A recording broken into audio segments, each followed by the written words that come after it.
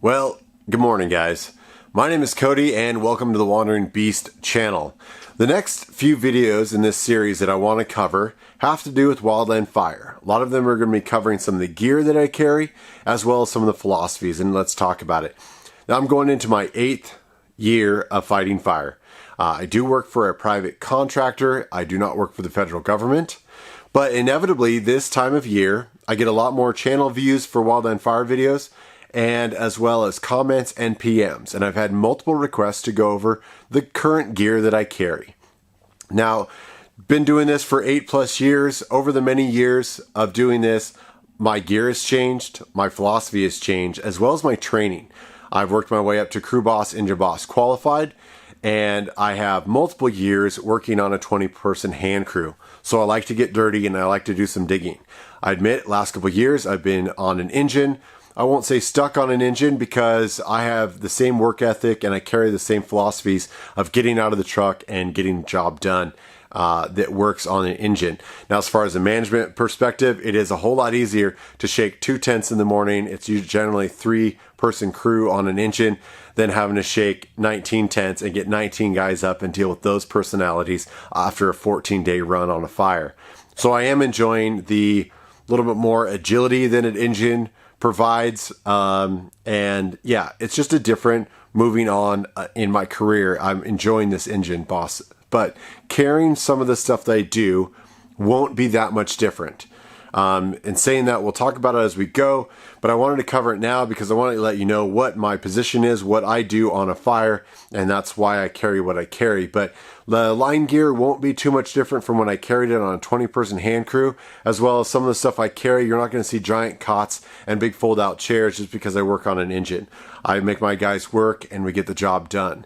So with that said, let's move forward here and cover what they call the red bag. Your red bag is going to be all the gear, your socks and underwear and clothing and things you carry to make home away from home more copable. They call it a red bag because as a federal worker, you are going to be issued generally a red bag, and it has to have certain requirements. It can't be too big. It can't weigh too much. I will let you know, as a private contractor, there's very little times where I'm going to be flying to a fire and have those restrictions. So you're going to see my setup. I generally put my stuff in dry bags. Now, dry bags from adventure motorcycling, from my winter job in Antarctica, I like to have my gear waterproof and protected. So the 2 bags that I consider my red bag are a Moscow Moto. Moscow Moto is a motorcycle company that makes very tough and durable bags. These are a 60-liter bag. They are not terribly big. They're not as big as some of my other bags, even Mystery Ranch gear bag. And so I set these up into 2 different bags. And we're going to cover them. One bag is generally my shelter system. So I'm going to have sleeping bags and things of that. Let's check that out. All right, guys, diving into the shelter bag, you're going to want some sort of a tent. And let me just say, I realize this says Coleman on it right now. This was something I was testing last year. I'm still undecided whether or not it's going to come out this year or not. This kind of goes against everything I've ever said about tents. I hate cheap tents. I will never, ever like cheap tents. My favorite wildland fire tent that I've had for years that I just recently retired is the MSR Hauler. It's a 3-person tent. It's long because I'm a tall person at 6'4". This was an experiment. This is one of their sort of darked out tents. And yes, it did come in handy last year. We were put under kind of a horse barn where nobody knew how to turn the lights off. If you're doing night shift, that means you have to sleep during the day. Having a darked out tent is really nice. I'll put a link down below. It's not expensive, but I got to tell you guys, every time I put this thing together, I expect it to fall apart. Every time I put it together, it annoys me the way the stupid, cheap fiberglass poles work. I don't know if I can handle it this year. So right now it is packed. I may go to a newer version of sort of the MSR tent. Yeah, it's going to be more money, find something that works. You know, find something that's not crazy big. You know, these guys bring these huge 10-person tents. They take 2 people to set up. Don't be that guy. Find something around 3 person. That's enough for your gear. That's enough for your sleeping bag and a nice, comfortable living area. You know, learn your lesson. Don't bring the little one-man, little pup tents because you don't have any room to live in it, and you want to have a little bit of sprawling out room, but don't bring the 6 to 8. So you need that mama bear size, you know, that 3, maybe 4-person tent. I do recommend getting sort of a backpacking tent because they are just higher quality. They put together, and you know, up and down much quicker without worrying about things breaking. And enough of the rant. Have a good tent. That's what I recommend. I don't know if I'm going to use that this year.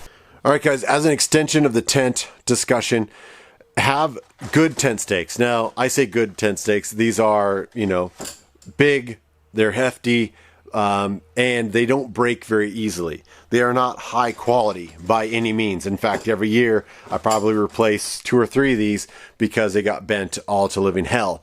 But have something that you can pound into rocks. Have something that you can pound into very tough pavement.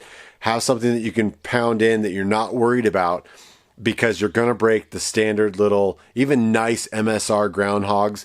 You're going to break or bend those. Actually, in fact, most of mine just bend. But get rid of the little stupid cheap ones that come with your tent. And, you know, these are Walmart. Again, I consider consumable. Every year I buy a few more and have those so that you can pound them in. Now, if you're working on an engine or you have the luxury of putting your tent up where you're going to park or where your trucks are, then you have equipment. You can go grab an axe off the truck. It's still nice to have some sort of a small hammer. This is a roofing hammer I've had forever. I kind of made a metal sheath. That goes in the bottom of my bag so I can put these in and out. Be aware, if you bring your own hammer, everybody around you is going to be borrowing it because they didn't bring one and they don't want to have to go all the way back to the truck to put theirs in. But do not put up your tent without tent stakes. There's too many tents I've seen that have been ripped up to shreds because they thought all their gear inside was going to hold it, and it doesn't. When the winds kick up in the afternoon during fire season, your tent's going to end up in the next chain link fence shredded to pieces, and it's not fun to come back to. I've never had to learn that lesson, but I've seen and witnessed a lot of guys that did learn it the hard way. Have something, you know, camping pad. This is not the time to get the ultralight baby little camping pad. In fact, if you want to get the larger one, you can. This one's a little bit more expensive. It's the X-Ped. This is the Sinmat 12. Now, it is long and wide, but it's not a double. This is not the, you know, Costco or the Walmart special air mattress that you're putting up with the little pump. It's still relatively small, as you can see, but it gives you a lot of comfort in the backcountry. And over a long season, having that comfort is going to be huge. So avoid the smaller ones and avoid the bigger ones. Same as the tent discussion. Find that mama bear solution that's a good quality sleeping pad that's going to infill quickly so that you don't take a lot of time setting up, and it's going to last and just make you comfortable over a long season. All right. Total luxury, just getting it out of the way. I love my hammock, sub 7 hammock from Eno. This is everything. This is the straps. This is the hammock. And there have been plenty of fires where this is what I just put up for the night because I know for a fact we are not going to be there the next day, or we're going to be asked to take down late. They tell you this is just temporary camp. Set up. There's so many of those conditions where you're either rolling over a 21 day. They give you the day off, so go relax. Well, what are you going to do? Nothing. You want to sit in your truck, go find a couple trees, hang up a hammock. They come in handy. This thing doesn't weigh anything. It fits in my pack, and it gives you a lot of mobility in deciding how comfortable you want to be. All right, guys, this is definitely a luxury as well as comfort, but after a long season, it's nice to have. It's just a camp pillow. This is the Thermarest. This is generally the one I bring if I've got the room for it. It is a little bit bulky. It's probably the most comfortable. It's kind of a chopped fill foam. It gets pretty big. It rolls down. You can kind of shove it in there. I can wash it. And honestly, I just don't care about it. It just works. I've got really cool ultralight backpack, little inflatable ones. I've got the expensive ones. I've got the Neo Air one. This is the one I use for wildland fire. I don't have to worry about blowing anything up. I don't have to worry about it getting a hole or anything. I throw my head on there. I grab an extra duffel bag if I need more loft. It's comfortable. It works. So think about getting a pillow. Don't bring a full-size one from home. Your wife will shoot you when she sees how dirty it is from all the ash. Again, I can wash this one, it folds up. Find something. It is comfortable. It is a luxury. You're going to want it. All right, guys, now sleeping bags. This is going to be, again, another case of that mama bear. If you get too lightweight of a sleeping bag because you're trying to get something small and compact, and you're going to freeze your butt off. There are so many fires that I fight that are just above freezing, if not at freezing. You got everything from early season fires up in the tops of the mountain fires, and late season. You can be in northern Washington in October where your tent is frosty, frozen, your boots are rock solid, and you froze all night because you bought a crappy sleeping bag that wasn't either rated. Now you can go get the Walmart special that says it's -40, but it's going to take up half the truck, and that's not fair to your other colleagues. Go invest in a good sleeping bag, have a good night rest all summer long. So, with this, these are both Big Agnes bags. I like Big Agnes not only for their quality, but the fact that they're a little bit wider cut. I'm a tall guy, so I can get long and wide and tall and just be comfortable. They don't put insulation on the bottom because you're just going to compress it, so they save a little bit of weight that way. Saying that, this is a 15-degree bag. This is a 0-degree bag. I have the luxury of my other occupation working in Antarctica that I have, very cold climate gear. But if you want a little bit lighter weight gear and it's going to get chilly, as we mentioned, carry a Wooby or poncho liner or something, emergency blanket, carry that To-Go Systems trifecta, something to wrap up at night so you can increase your capacity to stay up in northern Wyoming during fire season at 9,000 feet above elevation and not freeze your butt off. Your body needs rest. Your body needs to heal. A good night's rest is worth its weight in gold. Again, before fire season kicks off, I leave these big and lofted, and I will throw these into a compression bag and put in the bag once season is underway. All right, guys, a good old trusty Maxpedition tactical toiletry bag is still getting used every year for Wildland Fire Service. This goes in with my shelter kit only because it doesn't really fit with my clothing bag, as well as this is kind of what I use when I'm in my tent. And let's kind of talk about the ingredients and what I put in it. All right, sort of the medicine cabinet side of the pouch. Again, just sort of backup stuff so that you've got things in your tent. You don't have to go to the first aid kit that you left in the truck for the night. In your tent, if you need a little something, acetaminophen, loperamide. I do carry quite a bit of allergy medicine because I do have seasonal allergies. And as well as last year, I got stung by a hornet and right on the temple. And I actually needed Benadryl and ibuprofen because my lymph nodes started swelling up. So it was a very unique situation. I've been stung many times. This was a very particular sting that obviously your body reacted differently. So I carry lots of backups for that. Low-dose aspirin, as well as some cough drops. I found that sometimes when you're doing some burnouts, if you get in some high oil content bushes, that night you generally kind of have a rough throat or a cough of that nature, and it's just kind of nice to have a soothing cough drop at the end of the night. There is some camp crud going around, inevitably through some of the fire camps, so I keep a couple of sort of just cold flu medicine. These are a nighttime formula, just to make sure that you can help sleep. That's also something great the Benadryl is really good for, that if it's end of the long day, your mind is still going, and you want to just get some rest, take a couple of Benadryl. And that'll generally put you out pretty good. I don't carry any daytime because I don't like the way they make me feel when I'm working. So just nighttime so I can make sure I can get them good solid rest at the end of the night. I do have a spare little baby lighter in here. I've got a couple of tweezers for getting out, all sorts of things. Keeping your nails short does keep them cleaner, especially for crud and things like that. Keeping your toenails trimmed will go a long way for making sure that you don't have any feet problems with your boots. I do have this little tenactin, which is just a fungicide. If you get some heat stress on your feet, things of that nature, that does help quell that a little bit. And then just, again, more allergy stuff. I've got some eyes, which I don't generally use, but occasionally, once or twice a year, I end up using that. And then this newer pump spray they came out with this year does seem to be working a lot better for my seasonal allergies. So this is my medicine cabinet I keep on the right side of the Maxpedition pouch. All right, guys, on the left side, I keep a little bit of sort of wilderness wash, just in case I have to do an actual shower sort of in the middle of nowhere. That's nice to have. Generally, it stays in here, and I don't use it for much. If I need to hand wash, that's kind of what it's there for, just in case I need to wash up for chow. it's nice to have a little bit of soap. However, most of the shower facilities, if you do have showers available, will have soap built in. That kind of goes with this. I generally use their shampoos or whatever they have available. They're generally watered down quite a bit to save money. And then throughout the season, I do find that sometimes my head will get itchy. So about once a week, I do try to hit it with some Head and Shoulders. A lot of times in the summertime, you'll see me with very short hair, and it just helps keep me cooler and keep the scalp cleaner. And then one of the only things I found that really kind of gets the grime off without carrying some bulky like loofah sponge that maybe your fiance has is these little like exfoliating gloves. And what this allows me to do is just kind of put all the soap on there, and it acts as just, you know, kind of a scrub brush. But it does get me a lot cleaner, and they will not have these in your shower facility. So I liked having something small, light, it dries quickly, and it's just the form factor. I can put all the soap in one hand and use it. It's not really like a loofah or anything like that. And like I said, it does dry, so you can put it back in your pack and get going. All right, guys, sort of the main frills in the back. Again, this may be boring to some of you guys. Toothbrush, I do like it having it in a case that keeps it a little cleaner. As well as some mouthwash.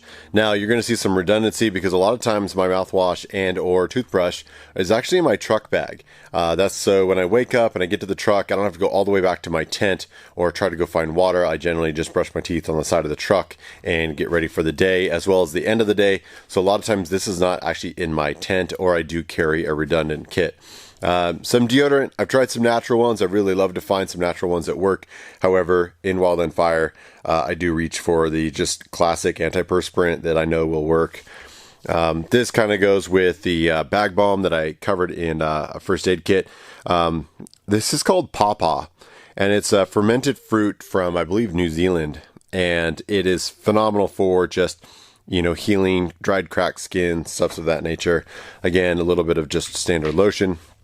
And then I try to carry like a face lotion that has built-in SPF, and I've really been enjoying this. This is from her grocery outlet here, but it's SPF 18. I did try to go to their 30.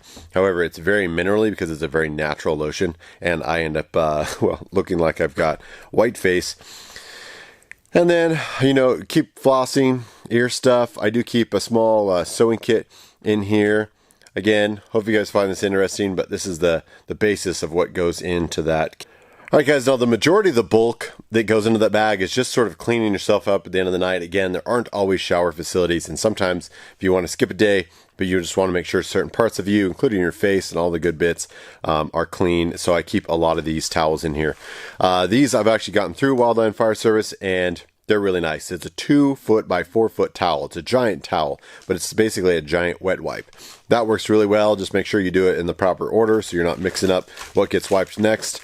Again, these are designed for the hospital. These are called Easy Bath. Very just general, like wet wipes, that sort of thing. Hoo-ha towels I get through Dave at AMP3. Where I get a lot of my first aid kit stuff from. So it's nice to have some baby wipes, and you can just straight up use baby wipes. I found that the individual pieces of this work well. I like this for my face. These are nice to do a full body in case you need something. Same with these, and it's just nice to have options as you go through the season and things get used up. Now in the second bag, once shelter and everything is all set up, you've got your bed, your cot, your things of that nature, you're going to pull in your second bag, and your second bag is all your auxiliary stuff. It's going to be your socks and underwear and things of that nature. Let's see what is in our second bag. Now, any good firefighter is going to tell you that being on your feet all day, socks and your boots are #1 priority. So for a 14-day assignment, I have 14 pairs. I generally have one extra because I'm traveling to the fire. I keep a pair in my boots, so when I get the call for an assignment, I have that pair, and then I have 14 pairs. Now, you guys have seen me do videos previously on the Darn Tough socks, and because I needed 14 pairs and I had some in other kits, I needed some extra for Antarctica this last year, and so I picked up a few more. I wanted nice wool socks. I didn't really want to spend, didn't have the cash to spend for the Darn Tough, you know, at almost 20 bucks a pair.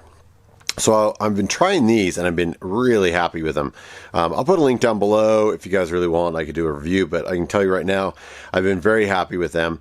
They are an Amazon product. I don't think they're truly from Amazon. The company is called People Sock, and their idea is just to cut out the middleman. They go direct through Amazon to you. They don't have to do markup, and they get a really nice quality sock for a really good price. I think for the amount of $30, you know, instead of $20 for a sock, for 30 I get, I think, 4 pair.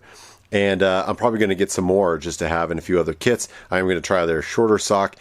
Although they are not lifetime guarantee like the darn Tufts, they do have a 1-year 365 guarantee, which I think is still pretty good for a sock. If I wear them through in 1 year of hard use at Wildland Fire or Antarctica, you know, I can repair them. But I've had 0 issues with any of these so far, so I've been very happy with them. Again, they're in another storage cube. I think this one was $2.99 at Goodwill. You don't have to buy the whole pack, but they just help keep me organized. All right, guys, yes, another packing cube. This one's actually from Eagle Creek. I don't recall where I got these, but they're kind of nice because you can compress them. I started undoing it, and then I realized I should probably show it on video, but you can see if you use the zipper, you can kind of compress these down, and then when you unzip them all the way around, the bag itself gets bigger, so they're just easier to pack. You can see it's kind of loose, but when I zip that all down, it's a nice tight package. That's what she said. Alright guys, opening this guy up. This is going to be the only other thing that I have a full 14-day complement, and this is boxers, underwear. I do have a review of the Ex Officios, especially when I was traveling so much. These things are a technical fabric. They hold up very well. They hold up to a couple days of not being able to get a shower, especially if you're on airplanes and hotels and things of that nature and you're flying and traveling a lot. So it works well for Wildland Fire. They're extremely comfortable. They last. They're very durable. I've got some pairs that are probably too old that I shouldn't be wearing anymore. We won't put any pictures for that. However, and yes, I'll put the link up here or something. They're a little bit expensive, but I'm also trying to find something that's a little bit more natural fiber, especially for Wildland Fire, and just in general, I'm trying to switch things to natural fiber. It's a little bit better for the world, and as well for fire. You do have a danger of being burned over. So you don't want to have a lot of synthetic fabrics that could potentially get burned or melted onto your body. So I try to stray away from these, but they just work so well that I still use them. Now, the product that you've got here is Wool X. Again, it's another Amazon product, or at least sold through Amazon. It is a merino wool boxer, and I've been very pleased with these.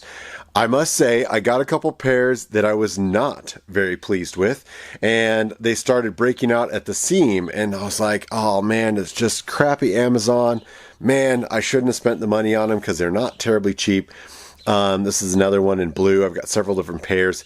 They're just so comfortable. They've been wearing really well. But I will let you know, when I had an issue with that, I got a hold of them, and they said, yeah, we did have a small run of error pairs that, you know, that we found out people were returning them. They were having issues with them. Give me your address, tell me what sizes, what color, and they sent me out a completely new set for my bot. So hands down, Wool X, really good customer service. So yes, I did have a problem with them. Yes, they were sold through Amazon. Did they take care of me? Absolutely. And so because of that, I want to pick up a lot more pairs. Good company, good price, a good product. That's what I've always been looking for. So again, without getting too dramatic in here, we have 14 pairs of underwear. All right, guys, opening up another little cube. This is basically all undershirts. I run a little over 7 pairs. I generally change my undershirt every other day. Some of these are brand new that I did not get to last season, and some of them have been here for a very long time. You can see they don't get white anymore. These are just cheap cotton undershirts. Nothing fancy here. I do have a couple nice undershirts, more technical fabrics that I enjoy using. I just don't have the money to run out 14 days, so I run the standard cheap guys. All right, guys, now on the bottom, this is the biggins. Again, traveling companion, some sort of Amazon storage cube. The big one that goes with the duffel that I don't generally get to, it usually stays in the duffel when it's in my tent. Off season, I keep an extra pair. We'll talk about that in a second, but generally have one pair that I'm wearing of Nomex and a backup, and that's for that. At 7 days of a 14-day run, I look forward to changing over to a fresh pair. If you're at a fire that's going longer or big enough, generally there can be laundry supply. We'll talk about that in a second, but this pair on top is just the no frills sort of government issue Nomex. It is proper Nomex. It is a little bit hot. It's uncomfortable. It doesn't fit well. and most people just put up with it. Same with the pants. Not a lot of stretch in there. These are just the government issue Nomex, and they make a great backup. But generally during the season, these stay at home. In case I have a catastrophic failure, in case something happens in between, I've got the pair I'm wearing, and then I've got this as my backup. Spare handkerchief. Now, this backup is an early co-washer, and this is their sort of X-Vent series. It's where the pockets were still on the chest, and you've got these chest vents. This is made out of a TechaSafe material, and I've got to tell you, although a little bit more prone to snagging and tears, if you're going through really thick brumble and brash and all the bushes that have all the little pokies, you will get a few tears in this stuff. But it's so much lighter and breathable, I don't really see the need to have the X vents. If you're going to go with the traditional Nomex 3 fabric, like the government contract ones, these vents are really nice to help get a little more breathability in there. Let me know if you guys want to actually hear a little bit more of a fire clothing review. But Quasher, I think, is killing it. There is some nicer companies out there. Crew Boss makes some great stuff. What's left in here is I've got spare buckle set for my Mystery Ranch backpack. I've got a spare IRPG in case one of my guys shows up without one, and spare set of gloves. I generally have 2 sets of gloves. Again, one backup for me and one for a crew member. It always happens, guys. And being that I'm a crew boss or engine boss qualified, then I like to cover my bases. I'm not going to show up on inspection, although they are changing the rules a little bit. We have not been inspected on the way out, so it's still nice to have. This is a Black Hawk. It's a fire-resistant sort of balaclava. It just sits down here. I think I've used it twice. Now inside your helmet, I found these a couple years ago. These are very soft, sort of microfiber, and they will snap into your helmet liner. So if you A, need to wash it, B, it's getting a little crappy up there, they're just nice to have. I've, since this last year, tried these guys, which I'm going to do again this year. It's called the No Sweat Liner. They go on brims of hats so you don't get that crustiness built up on a nice hat. But I've been trying them on my helmet, and I've been very happy with them so far.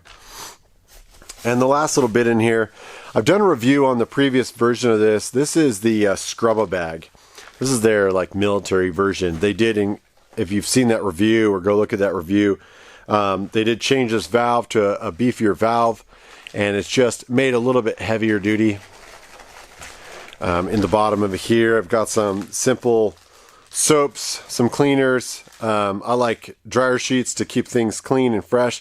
Also keeps hornets away if you shove some in your helmet. But generally I have that, and it looks like I'm missing the clothesline that used to be in there. And that way, if I absolutely need to, I can do a little bit of laundry, get some socks and underwear done on an extension of a 21 day. If you're out in BLM land and they don't have facilities or laundry, I can wash a few more sets of socks and underwear, hang them up in my tent, come back to some clean clothes, and extend out to 21 days. So I've got the ability, and that's kind of generally this guy here at the bottom of the bag doesn't get touched much. Like I say, at day 7, I pull out the fresh pair of Nomex, and if I need to, I pull into my backup. All right, guys, a few more items to consider throwing in there is I always have some sort of athletic shorts, something quick, drying. You know, if you do have shower facilities, you don't really want to have to put on your dirty ash-covered Nomex to go back to your tent and crawl into your sleeping bag. I try to keep my sleeping bag relatively clean. Part of the reason we'll cover it in a bit, I'll use, wet wipes if there aren't shower facilities. Try to clean yourself up so that that dirt and oil doesn't build up on things like a nice sleeping bag. But it's just much more comfortable when I get out of a shower to put on shorts to crawl into bed. So that's just kind of a nice to have. As far as an EDC, I always have a decent belt with me. But one, you should always have a backup belt. It's nice to have if you, for some reason, it's summertime, you're wearing flip-flops, you get the call. It's nice to have a belt in your bag. However, this is one of my favorite belts that I still reach for all the time. In fact, I EDC it quite often. For the summertime, it goes into my Wildland Fire Pack because this is generally the one I want with me, is Spec Ops. It is a rigorous belt.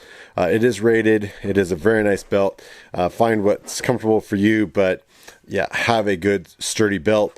And then just generally sort of a boonie hat. Again, if you are in a position where you don't need to wear your helmet, often I still have as sort of an EDC every day. It's hard to find me without a ball cap on, but I do find that having a little bit more full sort of sun brim hat is much more comfortable. I have taken sort of sun hats before. This old military boonie just kind of gets me by, and it goes with me in the summertime. All right, last little bit that usually sneaks around is just a laundry bag. I know it sounds kind of silly, but having somewhere to keep your dirty clothes and organize them, you don't want anything that's going to contain all the bad smells and odors. Something light that's going to breathe, and you can also throw in some dryer sheets just to kind of keep things fresh. But you'll eventually either get off your 14-day assignment or have a fire that's got laundry facilities there, and it's just nice to be able to hand them a bag, and that way you get it back with a bag and everything's folded. Clean laundry, laundry bag, pretty simple. Hey guys, now the last little thing that's down in that duffel, I keep separate for a couple reasons. Generally, I'm not very easy on my duffel bags, and I'm throwing them off the truck and just I want to get set up, I want to get my tent up, I want to go to sleep so I can go to work the next day. Oftentimes we're tearing down often every other day. Anyway, long story short, inevitably while you're cutting line or working in wildland fire, you're going to be working around poison oak or poison ivy. And if you get it, your other guys get it, the camp gets it, it gets spread very easily, and the local sort of medical tent easily gets overwhelmed, and they will straight up just not have enough, medication around. So oftentimes you'll see rules nowadays where they won't let you wear your yellow Nomex into the chow line, try to keep the spread down. But every couple of years I go and I get a new thing of tech new. There's a spray and there's sort of a scrub that you can kind of wash off. They're literally one of the only things that will remove the Urschel oils from those, poison oak, things like that, sumac. So I like to carry my own. A couple of years ago I had them in a Ziploc bag, and just to make sure they didn't ooze anywhere. But again, throwing my duffels off the top of a truck wasn't very good for them. So this year I'm trying, this is just a cheap Walmart, it's supposed to be waterproof case, but I'm kind of using it as a crush proof case to see if I can keep those viable. It's a very distinct smell, so you know whether it gets popped or not. And you don't really want that stuff everywhere. It is just soap, but it is pretty harsh. All right, guys, in front of you is the Wildland Fire boot. I've been running for a couple years. Not really.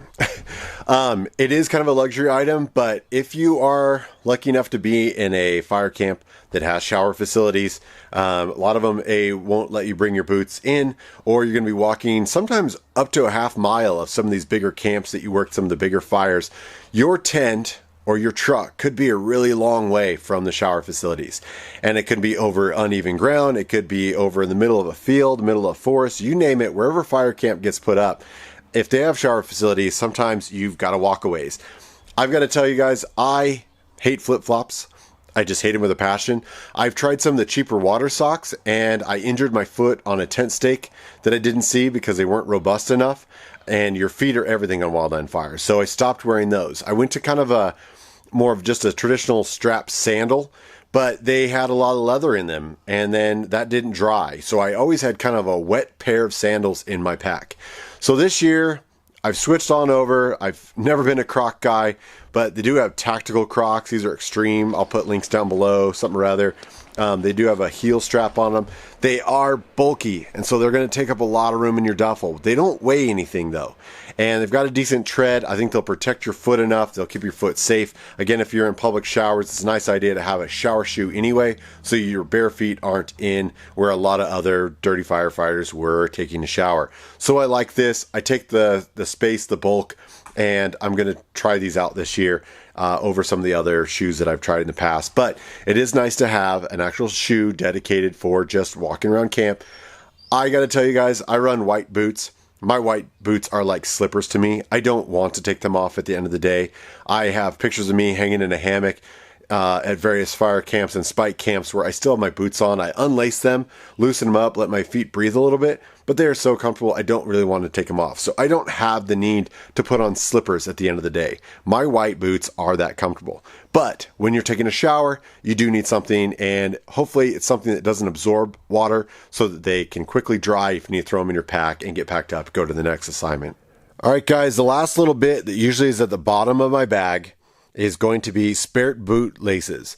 The spare boot laces that I currently have here have already been pre-oiled. They are leather. That keeps them soft and supple. They do like to dry rot out and then you get breaking. I do have a small whites formula. However, I will tell you that 99% of the boots that I do are open-offs when I come home, and then I like having a small nylon brush just for getting some of the ash and dirt and mud out of the individual folds of the boot, and then of course a blue towel just to kind of clean it all up. And this is kind of my boot care kit, little backup laces. I recommend having spare laces no matter what. You can always kind of tie them that day, but when you get back to your tent, let's get them fixed. Let's get them oiled up. If you've been doing a lot of mopping up with a lot of hot ash, you know that leather takes a lot of toll. If you're not able to get your full 14 and come home, it's nice to put a little more boot grease on there and take care of your boots because they take care of your feet. All right, guys, now that gives you an idea of what I bring to fire. Now, these are just my home away from home. Those two bags create the space that I live out of. Live out of those bags. I live out of that tent pretty much the entire summer. From about June until October when it snows and the fires are putting themselves out, that's generally when we stop for the year. I wanted to give you that preference of working on an engine because this may be different if you get hired onto a federal crew. I have a lot of videos and a playlist out about wildland fire. So go look at the montage, those little snippets of seconds you have when you maybe aren't required to do any digging or something. You can take a quick video of that fire. I've montaged those together to kind of share my experience and to remember those fire seasons that I had. I've got older videos that cover some of the equipment that I carry with me. But again, as that and my training and experience have changed over the years, so have that. And that's why we're doing this update video. Please let me know if you have any questions. I do have a video called So You Want to Be a Firefighter? And I admit in that video, it doesn't give a lot of information because I don't know where you live. It's extremely vague. I get the question a lot through my PMs about, I want to become a firefighter. I want to fight wildland fires this summer. How do I do it? I don't know what your age is or experience. If you're up here in the Pacific Northwest, there's a lot of private contracting crews that will train you. And as long as you sit by the phone and you wait for that phone call, you have your gear ready, you're going to go to work that summer. If you want to get on a federal crew, Forest Service, BLM management, down in California, there's CAL FIRE. Go look at those specific websites, look at USA Gov websites, and find out what their specifications are for your area, as well as your age, year, qualification. There's a lot of different variables. So I admit that video is extremely vague. I get the question every year, so forgive me. You're going to have to do a little research on it. All right, guys, we're going to wrap this one up. We're going to break it up. Next, we're going to cover the line gear pack, so look forward to that video. If it's already up, I will put it in a card up there. My name is Cody. This is the Wandering Beast channel. If you guys are firefighters out there, I'll see you. Keep one foot in the black and be safe. We'll see you down the road.